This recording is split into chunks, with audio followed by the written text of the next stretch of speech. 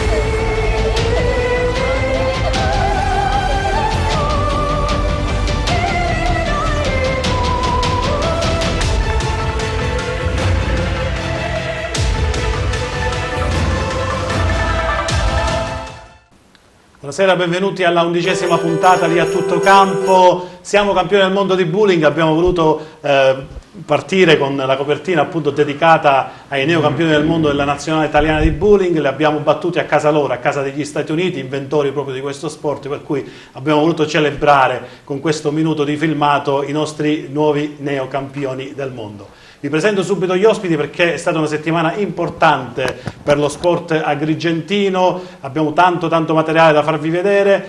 Vi presento subito gli ospiti. Abbiamo per quanto riguarda la SEAP Aragona Maria Valente, la centrale della opposta, banda, mamma mia, la mia carenza un po' tutti i ruoli delle bolle si fa sentire, però non posso sbagliare con il presidente dell'Acragas, Salvatore Bottone. Benvenuto. Grazie. Presidente.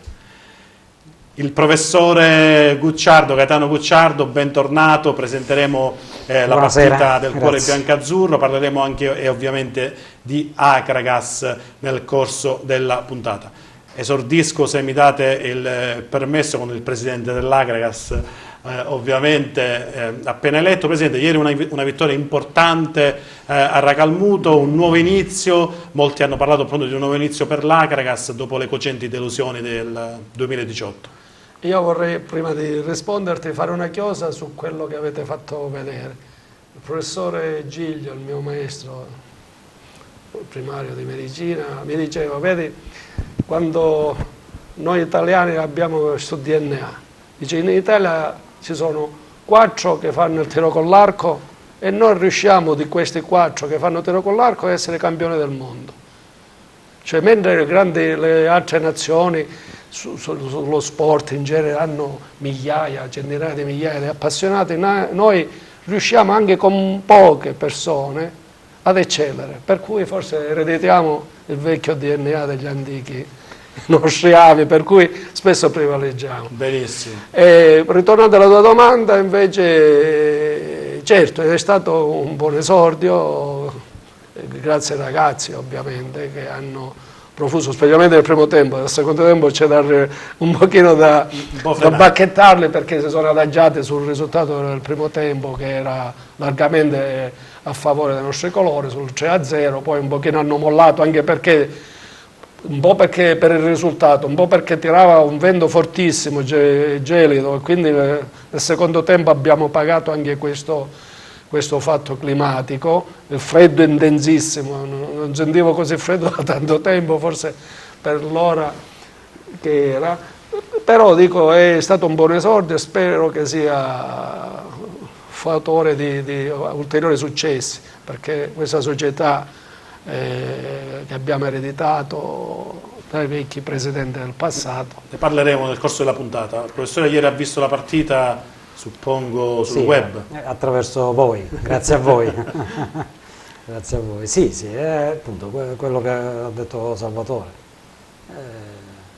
È un nuovo inizio. Sì,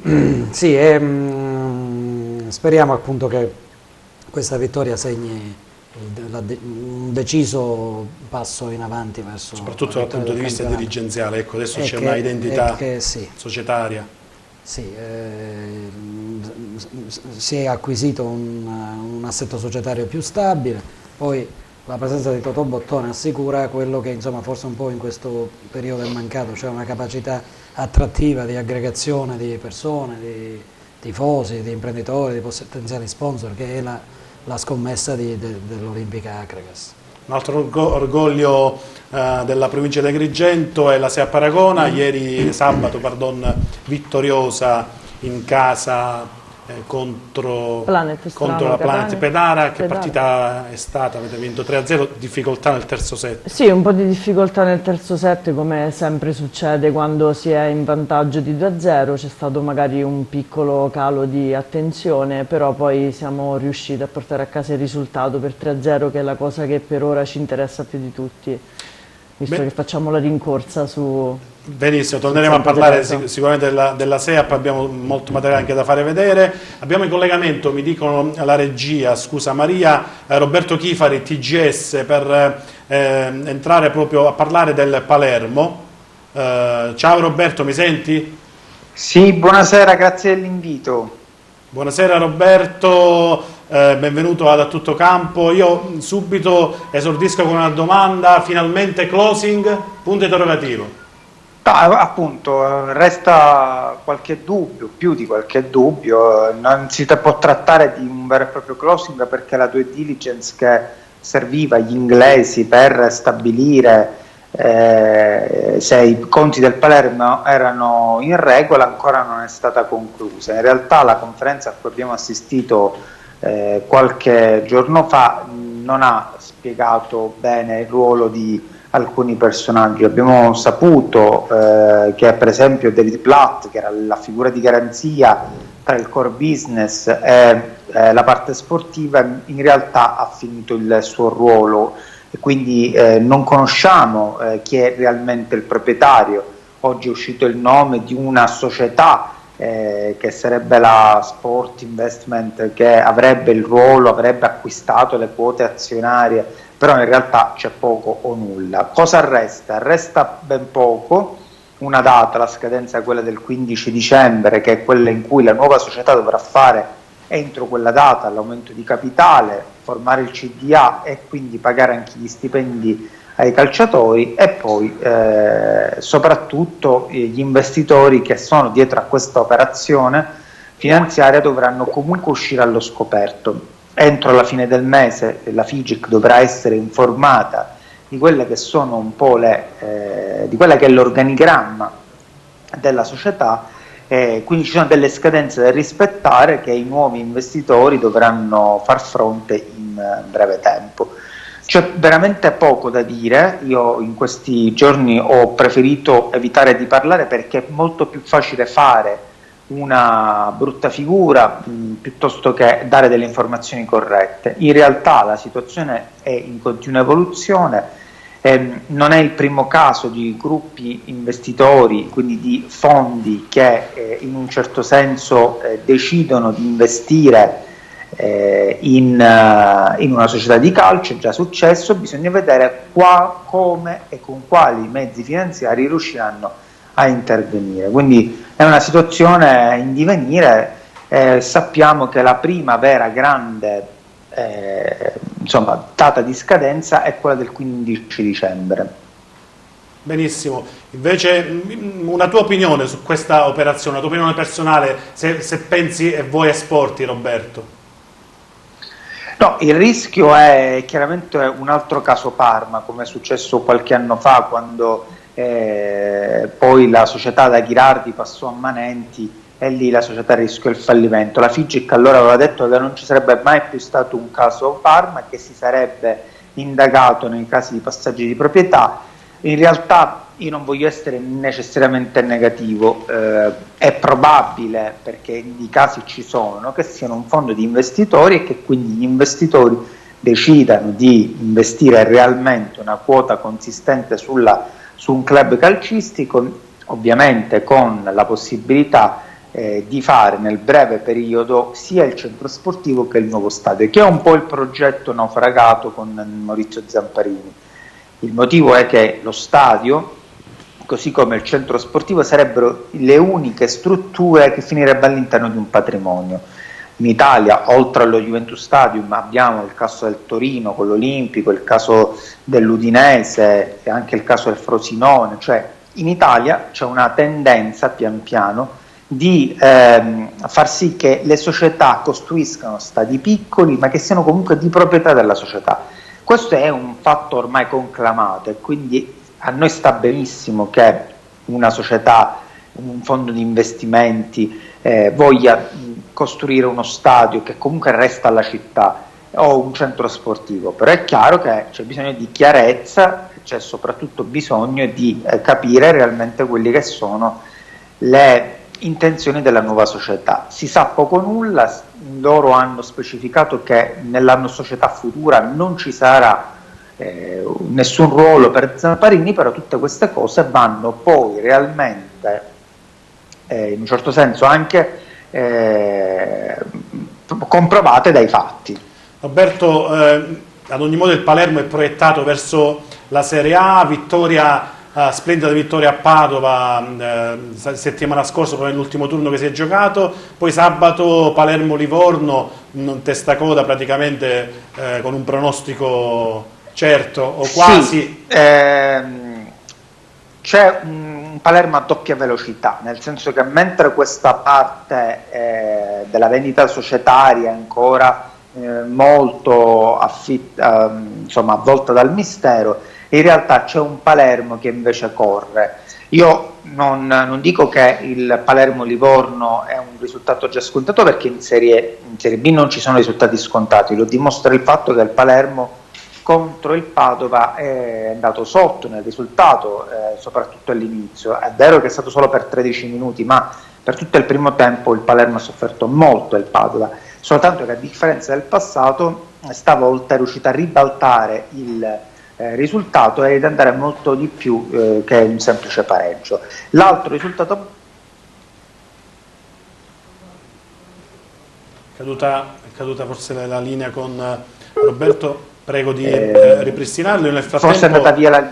Ecco, ti sento, Roberto. Sì, stavo dicendo che l'altro risultato importante è il fatto che il Palermo, oltre a ribaltare il risultato nella sfida contro il Padova, continua la sua imbattibilità e adesso sono 9 risultati utili consecutivi, è stato superato la media punti di Beppe Iachini, il prossimo obiettivo è arrivare a quelli di 20 risultati utili consecutivi, con sempre un record di Iachini.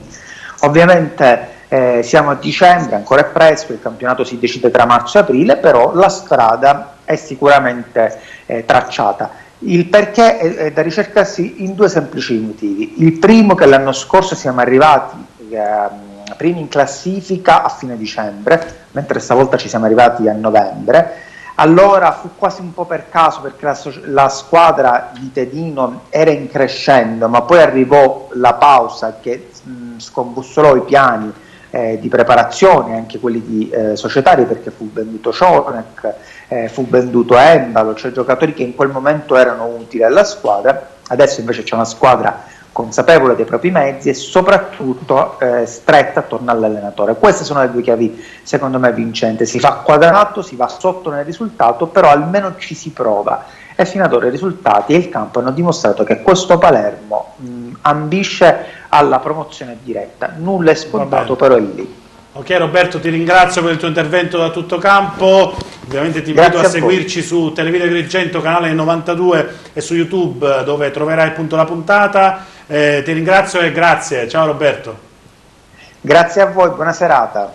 Vediamo subito risultati e classifica della Serie B, con il Palermo che ha battuto appunto il Padova 3-1 a domicilio, poi Pescara Carpi 2-0, Spezia Cosenza 4-0, Venezia Ascoli 1-0, Lecce Perugia 0-0, Cremonese Cittadella 0-0, Livorno Foggia 3-1, Benevento Verona 0-1, si sta giocando Salernitana Brescia. Vediamo la classifica, appunto Palermo in vetta con 29 punti, seguono abbracciati Lecce e Pescara a 26, Cittadella 24, Verona 22, Benevento, Perugia e Brescia 21, via via tutte le altre. Un testacoda domenica prossima, dicevamo, Palermo-Livorno, con il Livorno però che ha vinto proprio contro il Foggia, ha agguantato il Foggia praticamente risucchiandolo all'ultimo posto. Dunque sarà una partita sicuramente non facile, come diceva Roberto Chifari, per la squadra rosanero.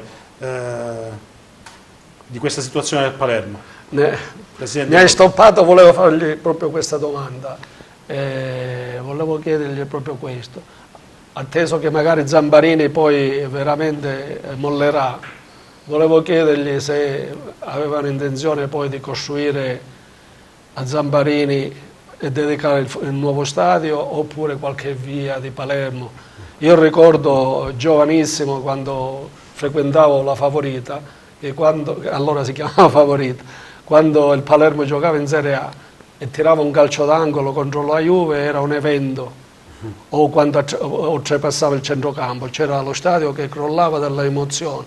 Per dire che a Barbera hanno dedicato uno stadio encomiabile, una persona squisita, una persona per bene, però dico, i tifosi palermitani attualmente sono molto riconoscenti verso quello che ha fatto Zambarini per la città, considerando pure che non è un palermitano d'occhi. Ha fatto tantissimo e non si può ricordare soltanto la fine. È come un uomo, non ci si può ricordare di un uomo quando poi sta male, e gli ultimi giorni di vita, che sbava o cosa. Bisogna ricordarlo in tutto il percorso della vita, dalla nascita alla morte. Zambarini secondo me non merita questo linciaggio che sta accadendo lì a Palermo, e dico, come ti dicevo poco fa, ha portato fior di campione, forse i migliori giocatori che attualmente militano nelle migliori squadre italiane e europee sono passati tutti da Palermo, oltre i campioni del mondo del 2006. Sì. Non faccio nome perché sarebbe lunghissimo, ricordo solo Cavani, Pastore, Dybala, Belotti, Amauri, Toni, Corini, Barzagli, Grosso, campioni del mondo. Per cui poi fermarsi sull'aspetto finale della Zambarini, persona pure a 80 anni credo, sì. Magari da un punto di vista economico le cose non sono più floride nelle sue aziende come erano qualche anno fa, per cui se ha fatto qualche squadra più modesta viene accusato di essere un mercante d'amore. Allora, cambiamo argomento, partita del Cuore Biancazzurro lunedì prossimo 17. Prima di parlarne brevemente con il professore Gucciardo, una clip che riguarda una vecchia conoscenza del calcio agrigentino, l'avvocato Caponnetto, poi torniamo in studio. Vediamo se l'avvocato, scusami, il professore Gucciardo, riguardo la partita del Cuore, nel frattempo che la regia riesce a trovare cosa. Ecco. Il mio amico Gerlando D'Aleo per l'ennesima volta ci stupisce. Organizza questa bellissima manifestazione che è una festa dello sport, una festa del calcio, per il 17 dicembre alle 14:30 allo Stadio Seneto, ed è anche la festa l'appartenenza all'Acragas, in cui si riuniranno diverse generazioni di calciatori, diverse generazioni di sportivi diverse generazioni di agrigantini. Partecipiamo in massa, diciamocelo francamente, e siamo stati e saremo sempre tifosi dell'Akragas. Vi è un profilo molto importante che è legato alla solidarietà, e per cui anche se uno non è appassionato di calcio, comunque è appassionato di solidarietà. Per cui affolliamo lo Stadio del Seneto, diamo un segnale forte che Agrigento, l'Akragas, lo sport sono presenti e sono vivi e daranno il loro contributo e si desteranno da momenti poco gradevoli che abbiamo attraversato in questi ultimi mesi.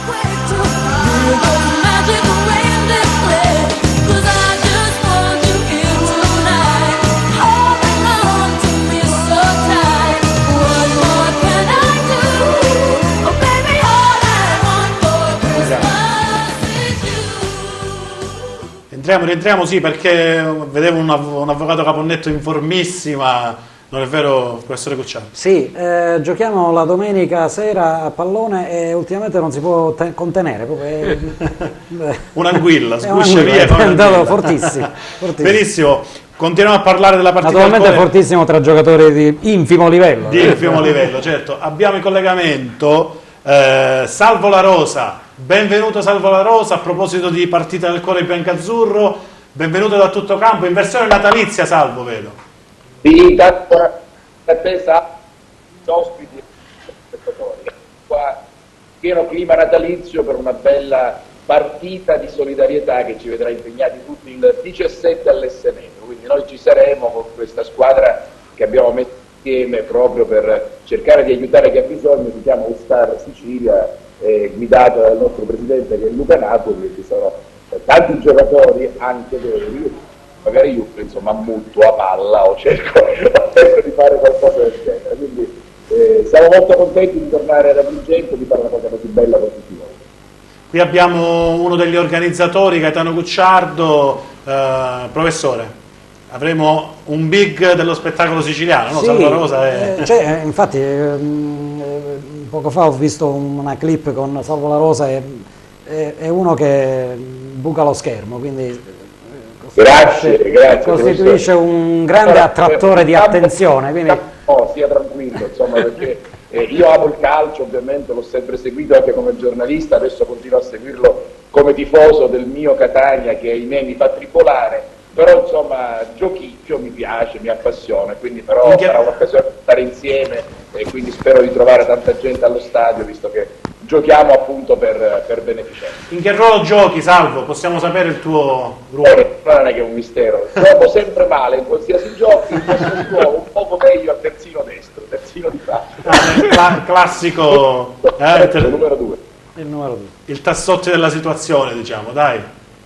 Vabbè, insomma, saluto anche gli altri tuoi ospiti e grazie per questo collegamento. Sì, Salvo, prima di chiudere, Salvo, volevo una tua opinione breve, oltre che ovviamente sulla partita del cuore, anche sulla situazione del Catania. Ne approfitto in quanto tu tifoso del Catania, ieri sconfitta a Bisceglie, cosa sta succedendo secondo te a questo Catania?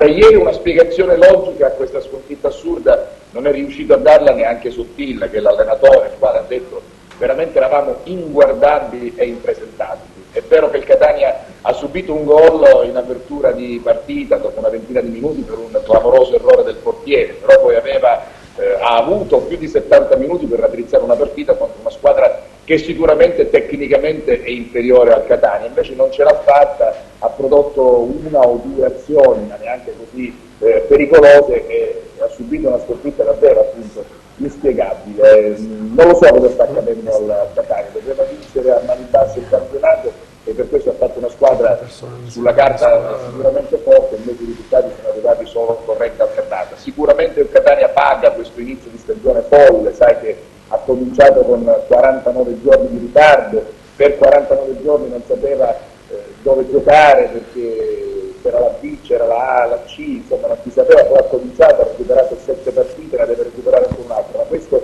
è solo un piccolo alibi se vogliamo. Purtroppo resta una squadra che magari forse ancora non si è, quindi non è entrata nella mentalità della Lega Pro, che sappiamo bene è una mentalità molto diversa, bisogna lottare, bisogna correre, come sta facendo la Juve Stabia, che sembra imprendibile. Speriamo bene affinché il Catania ormai comincia a farci soffrire molto e torni, me lo auguro, almeno in Serie B. Speriamo, al momento la situazione non è delle migliori ed è piuttosto complicata. Benissimo Salvo, io ti ringrazio, appuntamento a lunedì 17 dicembre anche con Salvo La Rosa allo Stadio El Seneto per la partita del cuore biancazzurro, Acragas Legend contro Salvo Iol?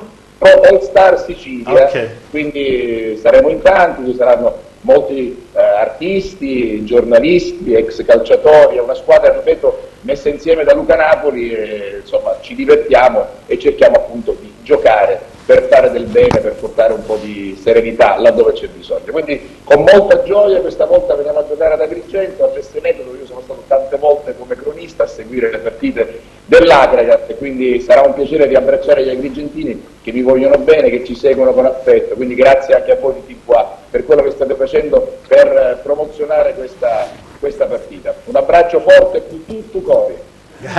Grazie Salvo, buona serata. Grazie.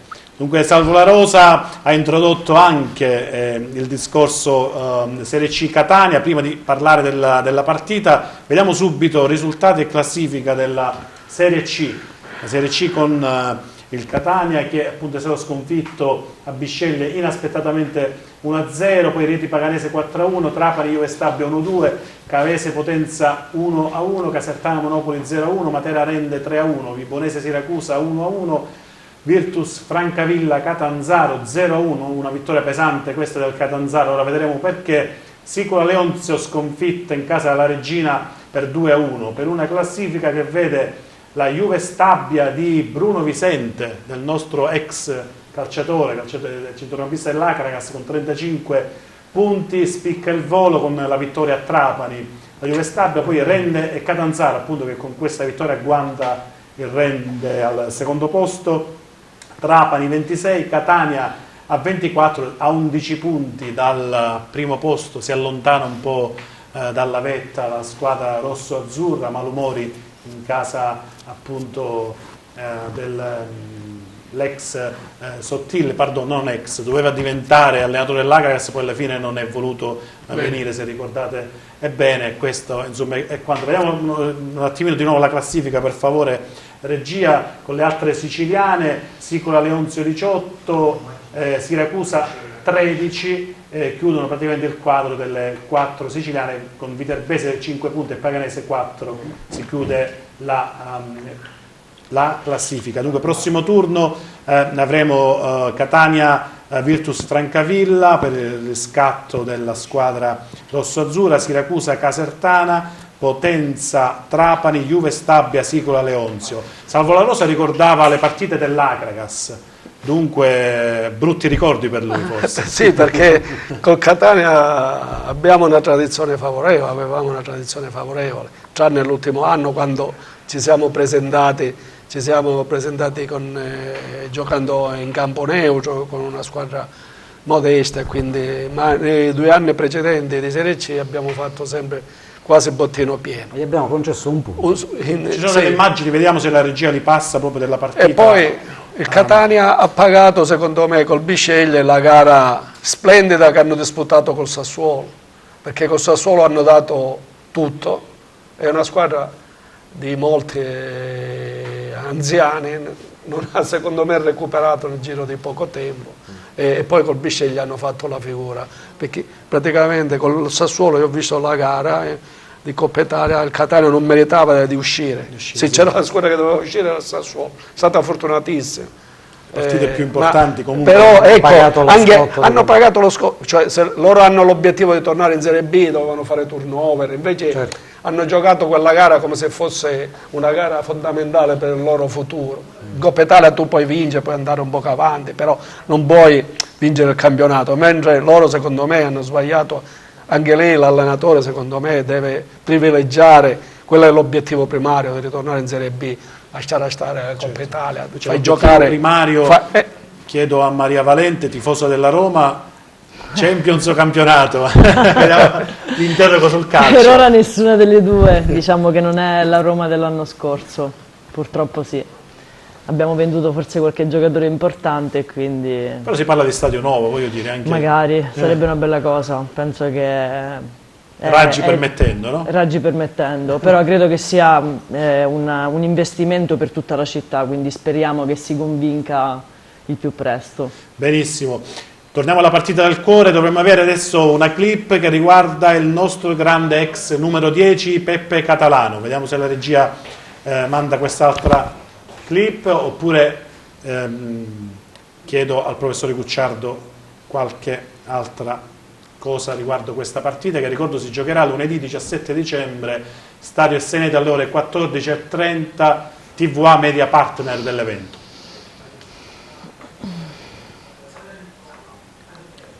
No, non c'è ancora il servizio. Catalano giocherà, penso, numero 10.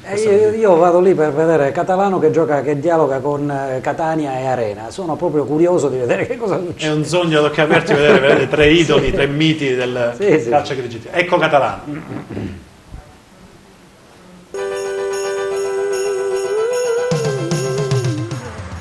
Anche la scuola calcio Libertas 2000. Lunedì 17 dicembre, ore 14:30, Stadio Esseneto, parteciperà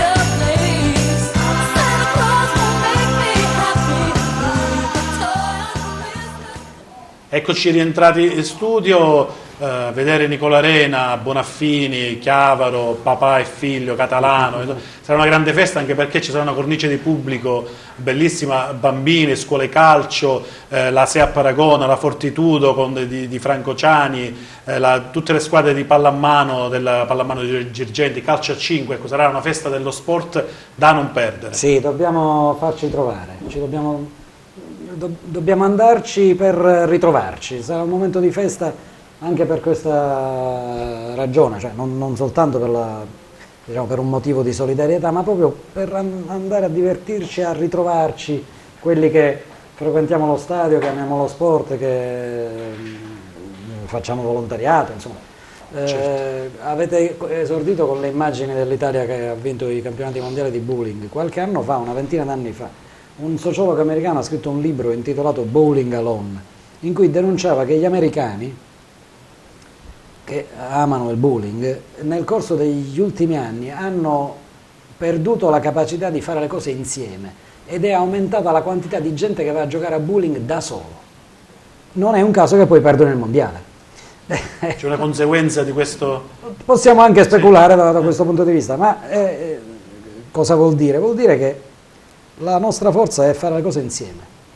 E fare le cose insieme, questa iniziativa così bella, così importante, è bella perché appunto è testimonianza della capacità di fare cose insieme.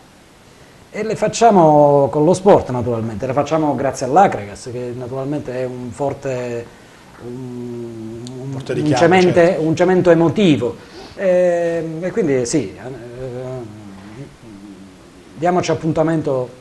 Ricordiamo i biglietti 5 e 10 euro in tutti i punti vendita che trovate praticamente nelle locandine sparse per la città, da Pizza Stadio ad altri diciamo, esercizi commerciali della città, divisi proprio in maniera stellare in tutti i quartieri, da San Leone a Villa Seta a Fontanelle. Villa Seta proprio con la farmacia Moribondo, appunto, che prevendita senza costi di prevendita. Li possiamo dire i posti dove è possibile? Li possiamo dire, io chiedo a uno li possiamo dire, ecco. Gli editori ci hanno dato il permesso. Prego. Pizza Stadio di via Manzoni, la caffetteria San Vito di via Picone, Boom Buy di via Mazzini, Gold Bet di viale Leonardo Sciascia, caffetteria Tabaccheria Licausi del piazzale Gigli a San Leone, il bar Plano della statale 115 a Porto Empedocle e la farmacia Moribondo di Villa Seta. Qui benissimo. Si possono trovare i biglietti per la partita. Subito Serie D. C'è un servizio che riguarda la vittoria del Bari 3-0, vediamo, poi torniamo in studio e commentiamo pure questo campionato.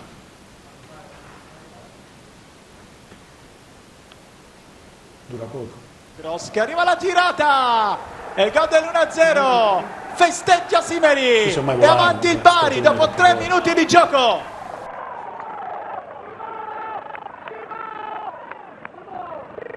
Si è svegliato Simeri dopo un inizio di stagione alti e bassi, adesso trova solo la via della continuità.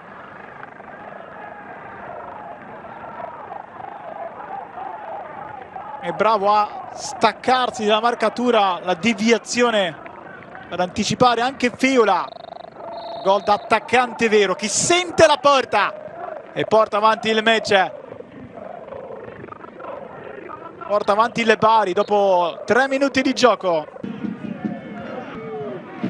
Angolo battuto corto, Negli arriva il cross sul secondo palo, il colpo di testa di Caccioli, è 2-0 Bari al minuto 51. Caccioli ancora il fattore calcio piazzato per il Bari in questa stagione.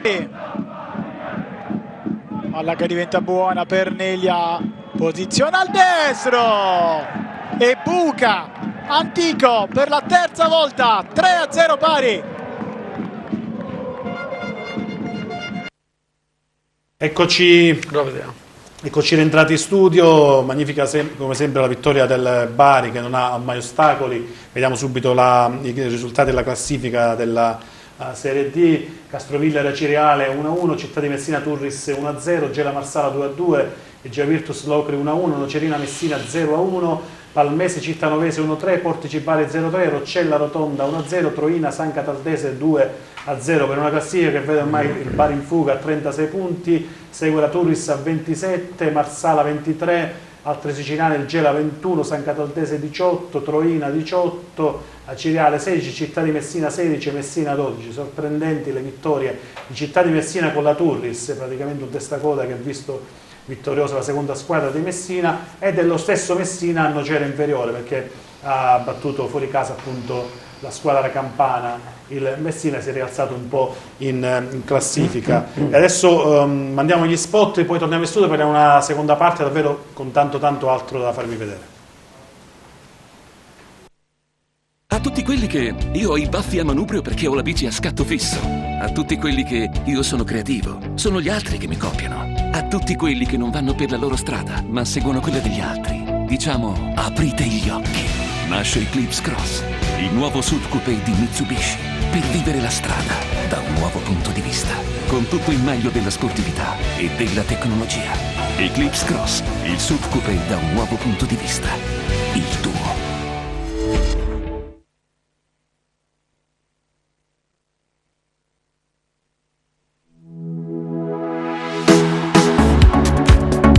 Nuova apertura piscina coperta Hotel Tre Torri con la Colimbetra Nuoto. 30 anni di esperienza al vostro servizio. La Colimbetra Nuoto organizza corsi di nuoto baby per bambini dai 3 ai 36 mesi, scuola di nuoto dai 3 anni in poi, acqua gym e acqua fitness, nuototerapia, nuoto pre e postparto, nuoto per la terza età. I corsi saranno seguiti dal professor Pasquale Spataro, allenatore di nuoto e docente regionale FIN, e da Marta Spataro, istruttrice di nuoto FIN e FIMP. La piscina coperta dell'Hotel Tre Torri è al Villaggio Mosè, in viale Cannatello 7, Agrigento. Per informazioni telefono 349 74 26 025. Sito internet www.colimbetranuoto.it. Maria Valente, parliamo appunto della partita di sabato. Sei entrata nel terzo set, se non sbaglio. Sì, terzo set. Terzo set, vinto 26-24, sì. Set tiratissimo, sì. Quella tua palla che praticamente ha colpito il nastro. Ha fatto fermare il cuore, penso, a tutti gli spettatori del palazzetto. Anche il mio si è fermato per un po', però per fortuna è passato dall'altra parte, abbiamo fatto ace. Poi una seconda battuta che è stato quasi un mezzo ace e siamo tornate di nuovo sopra 19-18, quindi spero di aver dato nel mio piccolo il contributo per la vittoria del set. Un grande contributo, perché tu sei diciamo una giocatrice di esperienza, hai giocato tanti anni. Sì, ho giocato tanti anni in B2 e B1, quindi ora sono un po' così a fine carriera, mi sto dedicando di più alla preparazione atletica, sono la preparatrice della squadra insieme a Paolo Modica, diciamo che sono i suoi occhi in palestra quando lui non c'è.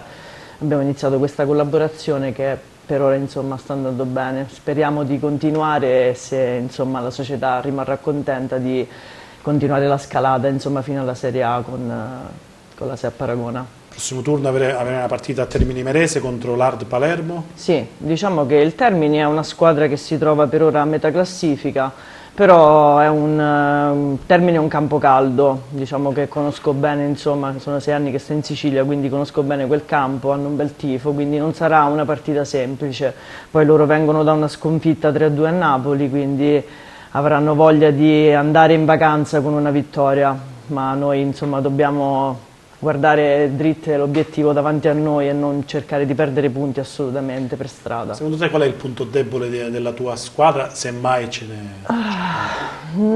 Guarda, io penso che per ora i nostri cali sono più mentali, più che magari problemi tecnici o tattici. Dobbiamo insomma cercare di non avere quei cali il terzo set, che è quello insomma quando sei 2-0 hai sempre quel calo mentale che ti porta magari a partire 5-1 per la squadra avversaria e poi lì rimontare insomma è un po' complicato. Santa Teresa de Riva, avete fatto un Col grandissimo Santa Teresa, set, poi il crollo Santa mentale. Teresa è una squadra che comunque tecnicamente è come noi, quindi poi diventa complicato rimontare una squadra del genere, infatti purtroppo abbiamo perso 3-0. L'obiettivo è non perdere più set fino allo scontro diretto contro Santa Teresa de Riva a gennaio. Sì, questo lo stiamo facendo, per fortuna il Santa Teresa sta perdendo qualche set in giro, mentre noi stiamo continuando, anche sudando, magari vincendo 26-24, però riusciamo ad uscire dal campo con un 3-0 e questa è la cosa più importante. Perché poi il ritorno è molto esigente. molto esigente.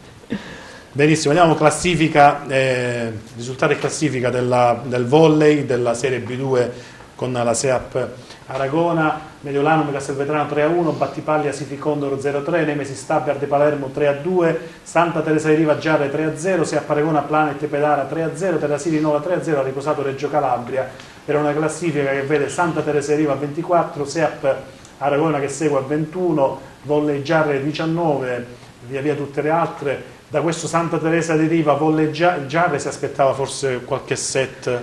Sì, ci si aspettava qualcosa di più, anche se il Giarre giocava in casa del Santa Teresa, quindi purtroppo il Giarre ha giocato senza una giocatrice titolare, però niente, noi dobbiamo guardare a noi. Guardiamo al nostro campionato, dice Maria Valente. Il Giarre comunque deve riposare ancora un turno, quindi si staccherà ancora di più da noi, quantomeno il secondo posto possiamo essere tranquille per ora. Un minuto di Pino Rigoli, abbiamo avuto Pino Rigoli in collegamento su Radio 101 qualche giorno fa insieme a Gerlando D'Aleo, vediamo cosa ha detto Pino a proposito della partita dei tifosi dell'Acragas e poi torniamo in studio. La nostra città e quindi in linea c'è con noi Pino Rigoli, buonasera mister. Buonasera a te, ai tuoi ospiti e a tutti i radioascoltatori. Ma stiamo parlando di sport e solidarietà e questa partita del cuore bianco-azzurro vedrà anche il nostro amico Pino presente a questa celebrazione di festa, no? Due paroline vi spendiamo per questo evento? Sì, assolutamente sì, appena sono stato invitato, che mi ha chiamato Gerlando, ho detto subito sì senza esitare, perché un po' tutti sanno un po' l'amore che lega me con la piazza di Agrigento. Dico, a parte che è una giornata di festa, ma il fatto che facciamo la solidarietà a questa mensa della solidarietà penso che sia qualcosa di straordinario a chi l'ha organizzata. Noi già in passato, allora quando allenavo io la squadra, abbiamo fatto pure una raccolta per Natale dove siamo andati a trovare questi ragazzi e devo dire ha partecipato tutta la squadra, compresa la società, e abbiamo cercato di aiutare questa gente che sicuramente ha molto bisogno e quindi madrelingua. Eccoci tornati in studio, ovviamente un ringraziamento va a Bepi Amorelli per il suo programma che è Gran Serata, ci ha ospitati appunto nella radio di Favara, radio RF 101. Cosa vi è sembrato, Gaetano, di questo intervento un po' nostalgico di Pino Rigoli? Sì, il rischio della fregatura è lasciarsi andare alla nostalgia, invece non deve essere un esercizio di nostalgia, deve essere un esercizio di, come dire, dobbiamo ribadire il nostro amore biancazzurro, ok? Mettiamolo in questi termini, perché l'Acragas non è morta, è viva, una realtà. Viva, e come sempre nella sua tradizione rinasce dalle sue ceneri e poi scala le montagne. Nel giro di 3 anni vince 4 campionati. Forse 3 su 4 no, però È così, la storia dell'Agragas è questa, quindi sarà anche un'occasione per quelli della mia generazione, ci saranno nomi, cioè qua ritrovato, Orlandi, Gigi Chiavaro, Matteo Colucci, non vorrei scordarmi nessuno, ma insomma giocatori degli anni '80 che sono stati importantissimi, ma anche gli allenatori, cioè non ci sarà solo Rigoli che è ieri, ma Biagini, Arcoleo, Nevi Orlandi. Insomma, sarà un momento, una partita da non perdere. Subito Franco Ciani, perché ieri la Fortitudo è stata sconfitta 66-56 a Casale Monferrato. Vediamo l'intervista del post gara, poi torniamo in studio. Dopodiché ci siamo spenti, questo spegnersi si è espresso in una minore lucidità offensiva, dove abbiamo cercato più giocate individuali e abbiamo abusato del tiro perimetrale in certi momenti e si è concretizzata in una minore attenzione sul tiro a 3 punti, ovviamente, che è stata quello che ha piegato la partita dal lato di Casale, nel senso che nonostante fosse una partita dove le difese hanno sempre prevalso fondamentalmente sugli attacchi, è chiaro che in un contesto di una partita che finisce 66-56, 3-4 canestri da 3 consecutivi in un certo momento, la partita la spaccano, e se tu li sbagli e i tuoi avversari li segnano, è chiaro che poi l'equilibrio viene definitivamente rotto, soprattutto a così poco dalla fine, quindi insomma, sintomaticamente abbiamo subito credo 42 punti nei primi 3 quarti e 24 nell'ultimo quarto, quindi è evidente che la differenza è stata lì, nella nostra incapacità nel finale di tenere gli 1 contro 1 senza concedere il tiro perimetrale, e dall'altro lato abbiamo dimenticato i nostri lunghi e ci siamo forse sclerotizzati, ecco, su questi arresti e tiri, su questi tiri che ci hanno portato a poco. Ecco, nell'ultimo quarto non siamo stati né lucidi né brillanti, capita, sentivo prima il mio collega Mattia che parlava dei giovani eccetera, insomma oggi noi, stante l'assenza di evangelisti, abbiamo una squadra che ha un'età media di 21.8 anni ed è evidente che in certi momenti questa cosa è possibile anche pagarla, nel senso che magari dei giocatori più esperti in quei momenti la possono vivere in modo diverso.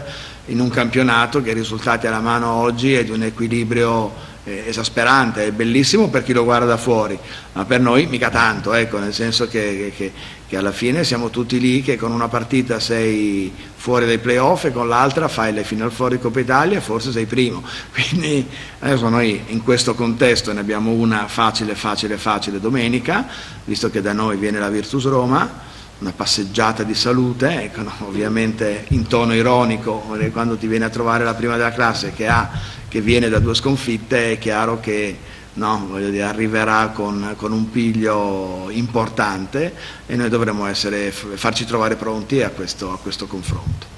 Eccoci rientrati in studio, subito risultati e classifica, purtroppo sconfitta la Fortitudo a Casale Monferrato, dicevo 66-56, Leonise Roma Capodorlando 81-93, altra siciliana è il Trapani che è stato sconfitto, se non sbaglio, ha vinto il Trapani, io non riesco, Scafati con l'ultimo.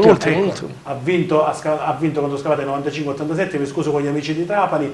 Casale Monferrato appunto che ha sconfitto 66-56. Altro risultato importante era la sconfitta della Virtus Roma, che rimane capolista, però domenica prossima sarà ad Agrigento, perché sfideremo proprio la capolista, dunque ci aspettiamo una bolgia alla Pala Moncada, perché se Agrigento vince agguanta sicuramente il primo posto, in condominio sicuramente, però agguantiamo il primo posto e sarebbe una cosa bellissima, perché la Virtus Roma ovviamente è una squadra di tradizioni enormi del basket italiano, finali di coppe europee, scudetti, ne parlavamo appunto con Franco Ciani la settimana scorsa, per cui ribadisco, domenica 16 dicembre, dopo aver visto presidente Agragas Gattopardo allo Stadio Seneto, e non si scappa, alle ore 15, subito dopo scendiamo tutti al Pala Moncada, perché alle 18 c'è la partita contro la Virtus Roma, che è davvero importante e decisiva. Andiamo subito avanti, apriamo il capitolo proprio dell'Agragas, con un'intervista del post partita immediato praticamente a mister Falsone, e poi commentiamo col presidente Bottone. È una partita che il primo tempo abbiamo dominato a lungo e largo, poi era normale, loro hanno avuto un po' di reazione col vento a favore, però diciamo dai, il risultato ci sta tutto e cercheremo di ora in avanti di cercare di fare più punti possibile guardando anche l'altra classifica. Secondo te c'è stato un po' un calo della squadra o su ordine suo abbiamo gestito il 3-0 del primo tempo? No, dovevamo gestire perché avevamo Sant'Angelo che era diffidato, Cimino che non stava bene, lo stesso Maniscalco che praticamente che non si fa una partita 90 minuti da titolare da molto tempo. Ho detto cerchiamo di gestire e ripartiamo in contropiede, però dai, alla fine va bene 3 punti, dai. Domenica derby con la Gattopardo, vogliamo invitare i tifosi a venire allo stadio?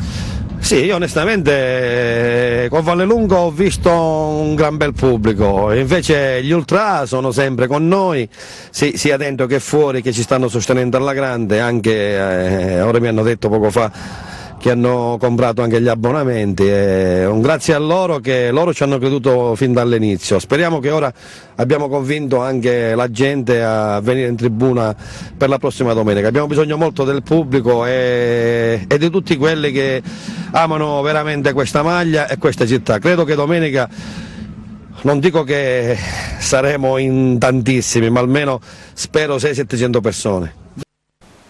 Dunque subito io lancerei le interviste ai nuovi soci, ai nuovi dirigenti dell'Acragas, per poi commentare col presidente Bottone. Vediamo cosa hanno detto i nuovi dirigenti dell'Acragas, Nocera e Brunco.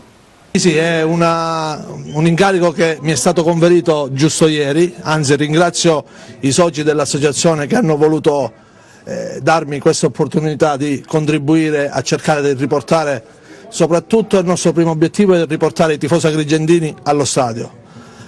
Noi ce la metteremo tutta, sicuramente oggi già hanno debuttato 2 nuovi ragazzi che ci aiuteranno a risalire, diciamo, per il proseguo del campionato. Manca ancora una settimana, vedremo quello che il mercato offrirà, sicuramente cercheremo di fare qualche altro innesto, ovviamente tutto compatibilmente alle possibilità della società, che non sono tantissime, però cercheremo di massimizzare al massimo quello che abbiamo, sfruttando l'esperienza della nostra dirigenza, del nostro allenatore che conosce benissimo, forse meglio di chiunque altro questa categoria. Lui saprà su quali individui puntare, noi cercheremo di assecondarlo, ovviamente cercando di dotare la squadra di quegli elementi che ci aiuteranno a raggiungere i play-off, cercando di raccogliere intorno a noi tanti piccoli imprenditori, professionisti. Chiediamo l'aiuto ai tifosi, alla città, poi ovviamente cercheremo di fare del nostro meglio, però ovviamente serve aiuto, serve passione, soprattutto serve venire allo stadio. Siamo stati appunto per diverse ore con i soci fondatori, si è trovato appunto un punto di equilibrio e di conseguenza la nuova struttura mantiene inalterata quella che è, diciamo, la composizione, con i soci fondatori Giovanni Amico, Giuseppe Bartolomeo e Francesco Filippazzo che rimangono all'interno dell'associazione.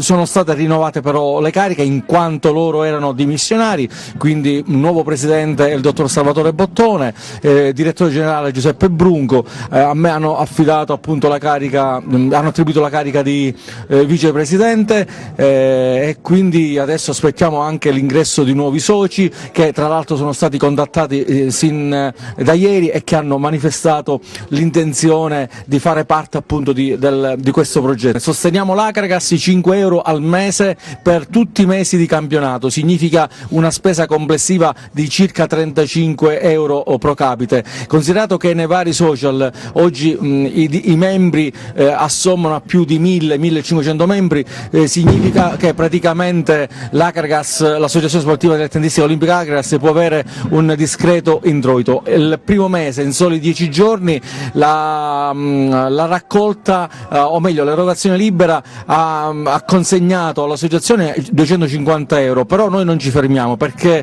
vogliamo appunto il coinvolgimento di un numero sempre più numeroso di sostenitori. Enzo, scusami, nei dettagli vogliamo dire come funziona l'iniziativa, proprio materialmente? Funziona in questa maniera, sulla pagina Facebook Sosteniamo l'Acragas sono indicate due modalità. La prima modalità è quella attraverso la Posta Pay, la seconda modalità è attraverso il bonifico bancario. Il servizio, comunque Enzo stava dicendo che nel gruppo Facebook Sosteniamo l'Acragas, il vicepresidente, potete aderire, contribuire all'iniziativa con 5 euro mensili, un'offerta libera, erogazione libera ovviamente nella causale, sia come bonifico, le coordinate appunto sul gruppo Facebook Sosteniamo l'Acragas, sia con Poste Pay. Presidente Bottone, un appello proprio a questa iniziativa e anche ad altri imprenditori che volessero avvicinarsi. È opportuno, arrivato a questo punto, chiedersi cosa vogliamo fare. Tutti, il primo io ero delosissimo, così come Gaetano Cucciardo, come tantissimi tifosi, per quello che era successo l'anno scorso e perché siamo precipitati così, diciamo, di parecchie categorie indietro. Vediamo mentre, scusa, risultati e classifica mentre parla il Presidente, prego. Però non possiamo fermarci a questo. Un gruppo di amici, prima di me addirittura si erano riuniti per cercare di dire che cosa dobbiamo fare e alla fine c'è stata la volontà di non lasciarsi andare e prima Giovanni Amico ha iscritto la squadra mentre qualcuno invocava magari l'anno sabbatico come se l'anno successivo poi sarebbe arrivato un remaggio e avrebbe risolto il problema. Quel problema lo dobbiamo risolvere gli agrigentini, gli imprenditori agrigentini e soprattutto i tifosi. Tifosi anche contribuendo col semplice ingresso allo stadio, venendo allo stadio. Anche perché classifica, vediamo appunto la classifica, non siamo messi. No, ma perché dico il Bari, come hai fatto vedere poco fa, è il retrocesso scivolato di 3 categorie, 4 categorie, però è seguito. Siamo a 3 punti dalla zona playoff. Per fare il Catania che vivacchia in Serie C. Per loro è abituata alla Serie A, alla Serie B, il pubblico lo segue, cioè siamo precipitati, ma questo non giustifica che vengano allo stadio 40-50 persone. Cioè è fondamentale che le persone, nonostante dico militiamo in promozione, è necessario che si venga allo stadio, è fondamentale. Ragazzi, Gattopardo sarà l'occasione proprio per dimostrare l'affetto e l'amore per questi colori. Ore 15 domenica 16 dicembre. Abbiamo visto appunto la classifica poco fa con l'Acragas a ridosso praticamente del Casteltermine, a 3 punti dalla zona playoff. Addirittura mister Falzone parlava, se potenziamo la squadra io punterei pure al primo posto perché dista praticamente 9 lunghezze. Ricordiamo che abbiamo un punto di penalizzazione perché a Casteltermine nella prima gara non ci siamo presentati, cioè di fatto come se il Casteltermine non è il Casteltermine di ora, probabilmente si poteva andare anche a vincere, quindi abbiamo perso 4 punti che a quest'ora noi possibilmente già saremo in piena zona playoff. Prevendita ovviamente a Pizza Stadio per le partite dell'Acragas. Volevo segnalare anche un'iniziativa di Basilio Borgo, parte del ricavato delle vendite dei suoi libri. Sapete che si cimenta appunto nella scrittura appunto di libri, nella raccolta di Basilio Borgo che riguarda l'Acragas in questa sua raccolta. Ecco, parte del ricavato delle vendite di questi libri andranno proprio all'Olimpica Acragas, è un omaggio che Basilio Borgo ha fatto sicuramente. Che ringraziamo, dico, un piccolo contributo però. Ma mancano tantissimi piccoli contributi, è importante che arrivino tanti piccoli contributi, oltre che gli imprenditori che possono dare di più, debbono dare di più. Dobbiamo uscirne fuori da queste categorie. Forza imprenditori, forza, perché l'Acragas non può stare in queste categorie, con tutto rispetto appunto per questi tornei. Volevo mostrarvi una cosa curiosa accaduta ieri durante Racalmuto Acragas, una punizione durante un calcio di punizione per il Racalmuto. C'è stata la palla che ha colpito praticamente in faccia l'arbitro ed è terminata in calcio d'angolo. L'arbitro sul momento ha segnato l'angolo, poi quando si è ripreso, vedete l'immagine, no, proprio perché si ha fatto ripetere il calcio di punizione. Io non so se in termini di regolamento, di norma, ci sia appunto questo tipo di o è stata proprio la botta presa in pieno viso a far... Certamente non era calcio d'angolo. Non era calcio d'angolo, però se la palla terminava in rete era gol.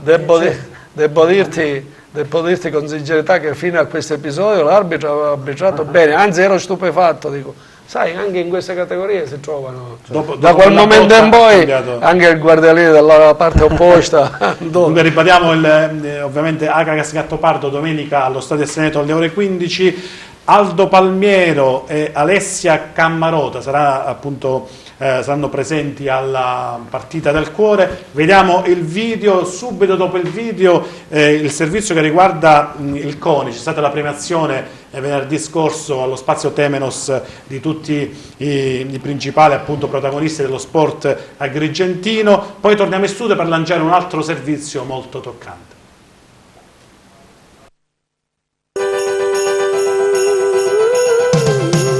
Ciao ragazzi! Ciao ragazzi! Vi ricordiamo che il 17 dicembre saremo presenti allo stadio Esseneto di Agrigento per la partita del cuore bianco-azzurro. Vi aspettiamo numerosi. Ricordate che è un'iniziativa benefica, perciò vi aspettiamo veramente in tanti. Un bacione da parte mia. E da parte mia, ciao ragazzi!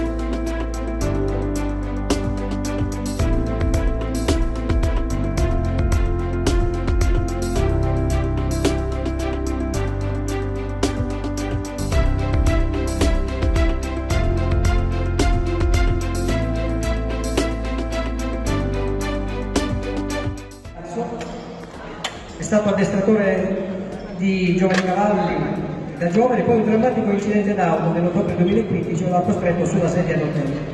Lui non si è perso d'animo, non appena i medici hanno dato il via è tornato in sella, diventando ben presto un punto di ispirazione del parco di Descalzi a Pisa. Campione italiano nel 2018, ha partecipato ai campionati europei a diverse competizioni di livello internazionale, gara dopo gara, convocazione dopo convocazione. Ha ottenuto la fiducia dei tecnici della Federazione Italiana Sport Equestri, che hanno puntato su di lui per il mondiale di Trial.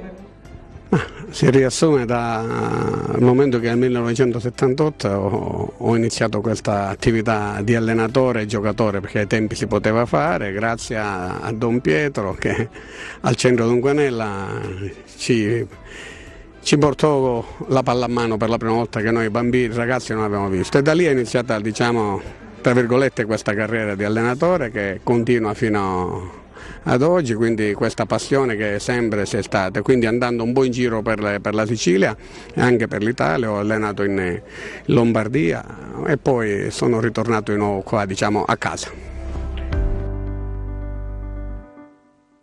Bene, adesso un servizio particolare che riguarda Sofia Tedesco, una ragazzina scomparsa qualche mese fa ad Agrigento a causa di un brutto incidente stradale. Il CONI ha premiato in memoria Sofia durante appunto questa manifestazione. Subito dopo i genitori, abbiamo avuto appunto una breve intervista con i genitori che ringrazio sempre per la disponibilità. Guardiamo il servizio e poi torniamo in studio. Prego Lillo di fermarsi, perché idealmente l'abbiamo noi qui presente e ho attribuito un riconoscimento, ma non perché è successo, diciamo, tra virgolette, quello che è successo, ma per i meriti tecnici che questa giovane atleta aveva e che purtroppo la vita gli è stata spezzata in tutti i sensi, anche l'abbiamo persa come sportiva. Quindi intanto ti prego di alzarti in piedi e prego i genitori di Sofia Tedesco. Ecco, no, il servizio dovrebbe continuare. Qui vi appellerei con un grande applauso.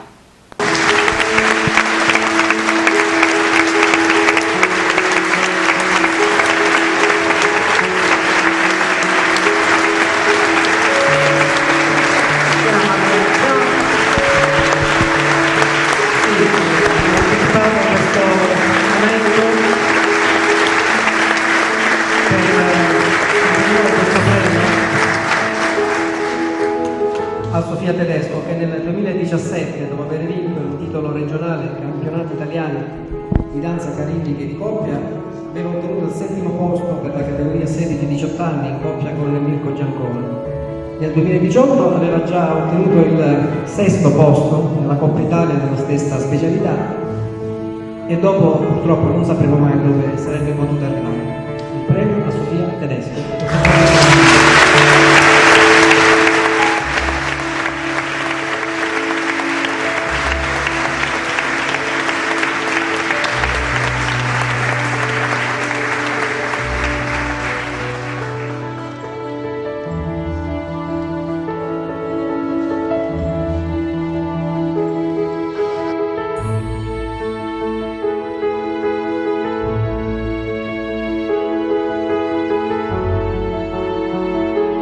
In memoria di Sofia Tedesco i genitori hanno ricevuto questo premio, cosa possiamo dire? Allora, niente, ringraziamo tutti perché Sofia andava al massimo con il ballo.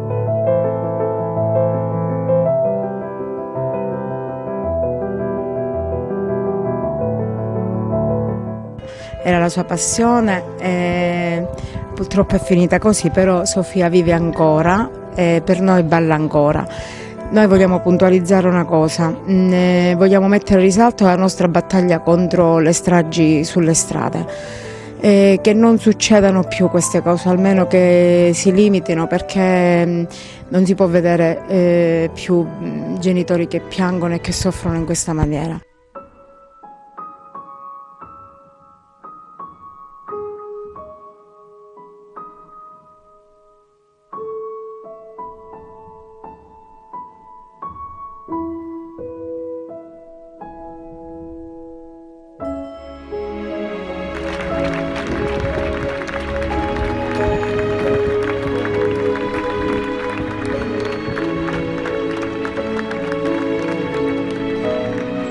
Quindi magari di non mettersi alla guida dopo di aver bevuto tanto, di non prendere il telefonino alla guida, di usare il casco e tutte queste cose. Cintura di sicurezza. Certe volte ci dicono che è una lotta che non serve a niente, perché tante volte magari i ragazzi non ascoltano, però insistendo secondo me qualche cosa si ottiene. Sì, quello che ha detto mia moglie, quello che anche volevo dire io, questa battaglia, stiamo girando per le scuole, abbiamo lasciato dei calendari, tante altre cose stiamo facendo per Sofia, anche degli striscioni, in giro per Agrigento e anche per Favara, dove è stato, diciamo, l'incidente di Sofia purtroppo. Siamo qua, dobbiamo andare avanti, tutti ci dicono così. È dura, è difficile, abbiamo, ripeto un'altra volta, un pugnale dentro, non sembra, ma è così. Niente, viva Sofia. Sofia resterà nei cuori di tutti, veramente, veramente.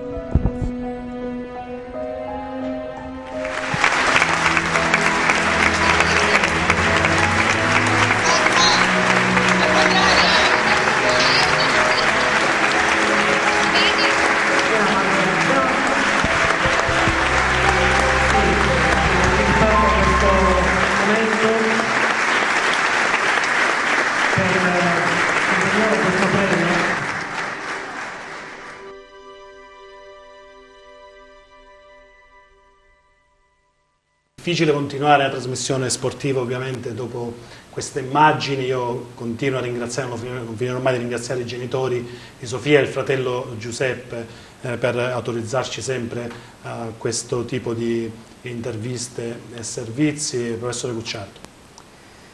Ma è difficile commentare questa cosa. Chi è genitore, diciamo, sappiamo tutti, questo è il peggiore incubo che possiamo avere. Quindi chi lo ha vissuto vive un'esperienza che noi possiamo immaginare, ma non la possiamo manco capire, perché proprio non si può contenere. Il dolore per la morte, sopravvivere ai figli è un dolore che non si può... Una pugnalata parlava. Non si può comprendere, non si può contenere, lo possiamo immaginare. Io rimango ammirato della forza di questi genitori. da questo Viva Sofia detto dalla mamma. Straordinario. Maria. La storia è abbastanza triste, soprattutto poi i genitori non trovare un colpevole ancora credo che sia la cosa peggiore. Speriamo che magari questa persona abbia un briciolo di coscienza e... Quello che sperano tutti. Ma la vedo difficile. Dottore Bottone. Per professore purtroppo sono abituato a volte a vedere morire anche giovani, giovanissimi, e come diceva giustamente l'amico Guicciardo, seppellire i figli penso che sia la cosa più dolorosa, più tragica, più...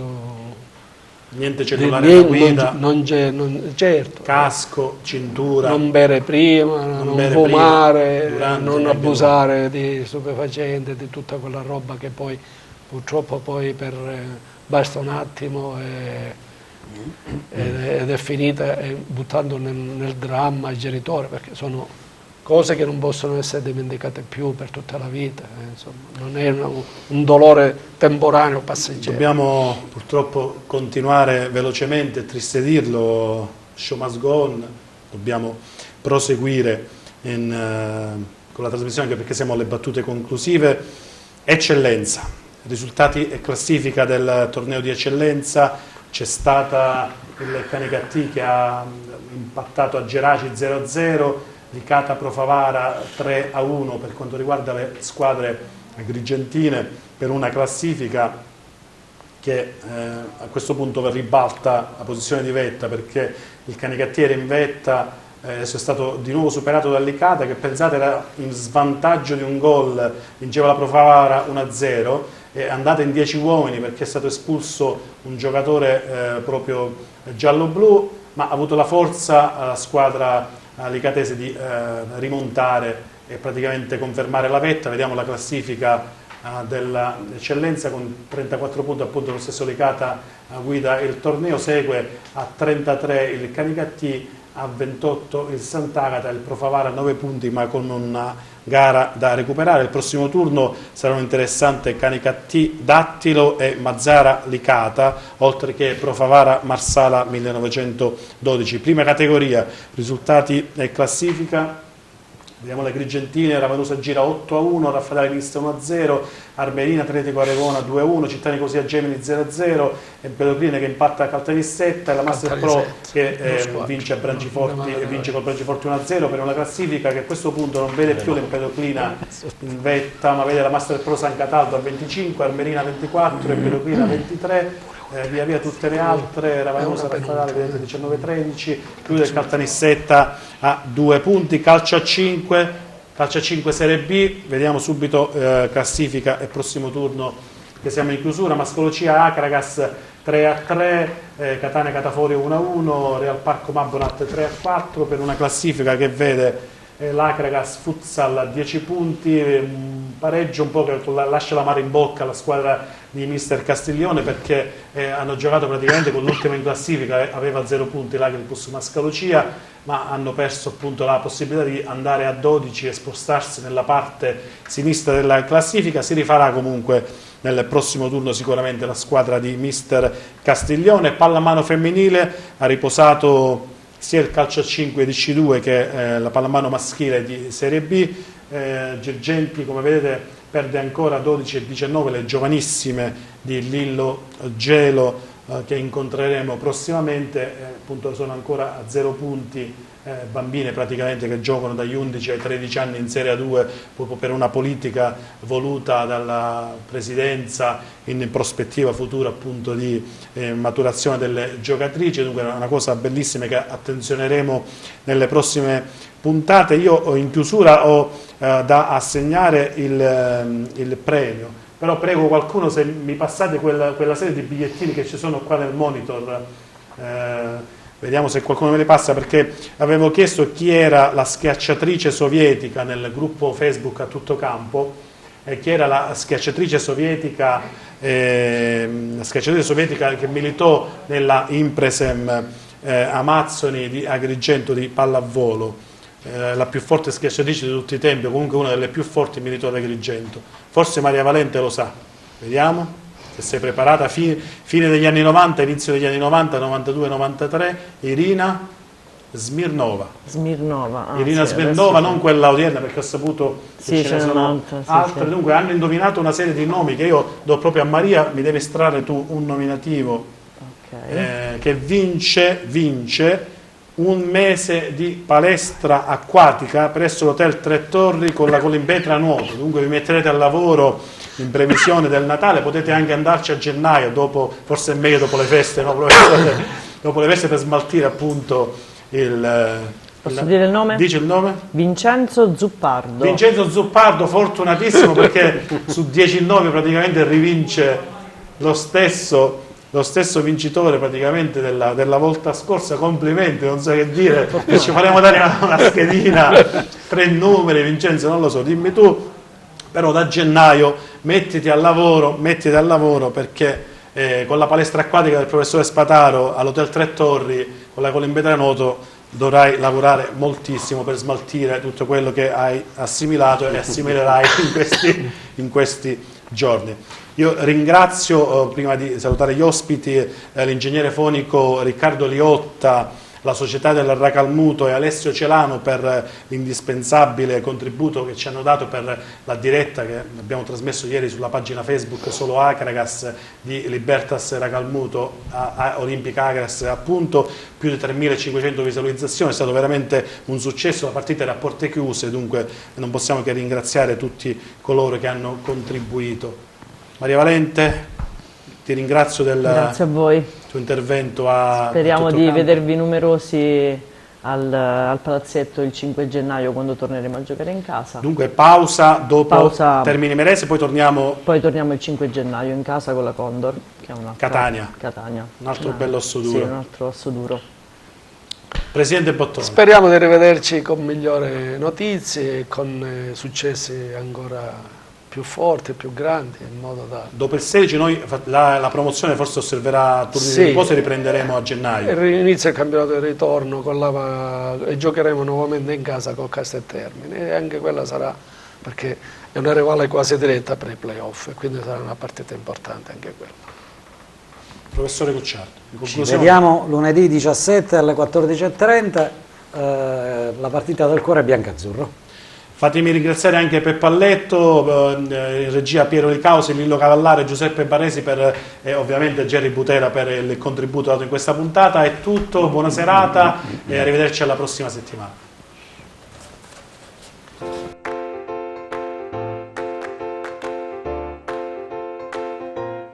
È uno dei progetti PON messi in campo dalla scuola Majorana, il liceo scientifico Majorana, dove io ho il ruolo di esperta. È un progetto che ovviamente è importante per la loro aggregazione, sono ragazzi provenienti da diverse classi che scambiano esperienze, che comunque iniziano a conoscere una disciplina sotto una luce diversa dalla semplice lezione frontale. Oggi siamo qui proprio per dare quel quid in più al progetto, perché ritengo sia fondamentale che conoscano la loro realtà del territorio, che spesse volte, pur essendo così vicino a loro, non hanno avuto modo di poter conoscere e vivere. Spero che questo sia l'inizio di un bel percorso, sia da parte loro che in alleanza con la società. Beh, guarda, è stata una bella esperienza che spero si ripeta durante la stagione agonistica. Oggi le nostre ragazze sono state con i ragazzi del Majorana, si sono raccontate le loro belle storielle di come sono approcciate alla pallavolo, e quindi c'era molta curiosità anche nei ragazzi della scuola. Questi ragazzi stupiti quando gli hai detto che sei procuratore di giocatori importanti? Sì, vabbè, quello così. Abbiamo parlato in sala stampa un po' della nostra realtà, poi sono andato a finire anche alla mia storia personale, che è stata sempre fatta di passione per la pallavolo. Più di 40 anni che sono dietro a questo sport, ne sono orgoglioso e ne sono fiero. Sono Camilla Macedo, sono brasiliana e sono centrale. Io sono Jacqueline do Nascimento, sono anche brasiliana e sono Io sono Martina Baruffi, sono alzatrice e lavoro a Perugia. Io sono Francesca Cusumano, centrale e vengo dal Nord Africa. Da Favara. Valentina Biccheri, opposto e vengo da Arezzo. Martina Marangone, libero da Novara. Io sono Ambra Composto, vengo da Palermo e sono centrale. È stata un'esperienza molto produttiva per noi ragazzi perché ci ha spinti ad andare oltre le nostre, magari quelle che sono delle immaginazioni, dei sogni, quindi ad andare sempre a combattere fino ad arrivare ad un punto ben fisso, ovvero il nostro futuro. Cosa ti ha colpito di più di questa giornata? La grinta delle ragazze, sono tutte molto giovani e ci hanno spinto molto. La stessa cosa, perché sono delle ragazze veramente valorose. Io penso sia giusto affrontare le passioni in modo costante, come hanno fatto queste ragazze.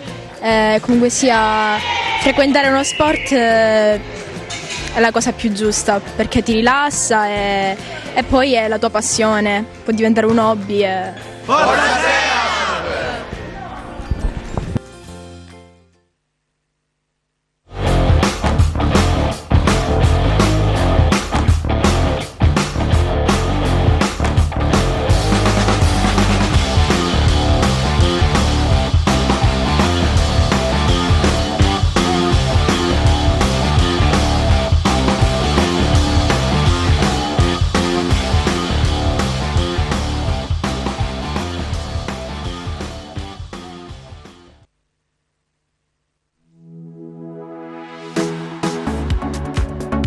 Nuova apertura piscina coperta Hotel Tre Torri con la Colimbetra Nuoto. 30 anni di esperienza al vostro servizio. La Colimbetra Nuoto organizza corsi di nuoto baby per bambini dai 3 ai 36 mesi, scuola di nuoto dai 3 anni in poi, acqua gym e acqua fitness, nuototerapia, nuoto pre e postparto, nuoto per la terza età. I corsi saranno seguiti dal professor Pasquale Spataro, allenatore di nuoto e docente regionale FIN, e da Marta Spataro, istruttrice di nuoto FIN e FIMP. La piscina coperta dell'Hotel Tre Torri è al Villaggio Mosè, in viale Cannatello 7, Agrigento. Per informazioni telefono 349 74 26 025. Sito internet www.colimbetranuoto.it.